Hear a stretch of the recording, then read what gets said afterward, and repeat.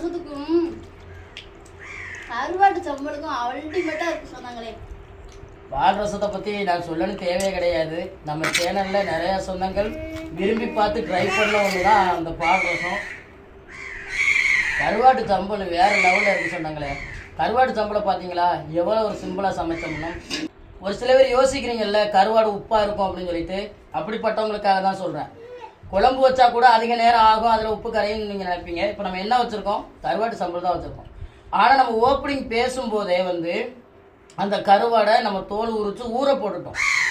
சரியாக அந்த gravy ready பண்ணுற வரையும் அது ஊறிக்கிட்டு தான் இருந்துச்சு. இந்த அடுப்பில் போட்டோம். நீங்களும் வீடியோ பதிவில் பார்த்துருப்பீங்க, எக்ஸ்ட்ரா உப்பு சேர்க்கவே செஞ்சோம். ஆனால் உப்பு காணாத உப்பு தான். ஏன்னா உங்களுக்காக எல்லாத்தையுமே நாங்கள் பார்த்து பண்ணுற சொன்னாங்களே. இப்போ எங்களுடைய டேஸ்ட்டுக்கு நாங்கள் உப்பு சேர்த்துருவோம். அதை பார்த்து நீங்கள் சமைச்சு உங்களுக்கு உப்பு தட்டினா அது சிரமம்ல. அதனால பார்த்து பண்ணுறோம். நம்ம சோறாக்கிட்டு பால் ரசத்துக்கு லாஸ்ட்ல தான் நம்ம சம்பல் ரெடி பண்ணிருக்கோம். அதை தட்டி சுத்தம் பண்ண கருவாட்டை பச்சை தண்ணியில ஊற போட்டோம். நம்ம அடுப்புல போடுற நேரத்துல கருவாட்டை வெளியே எடுத்து சொன்னாங்களே.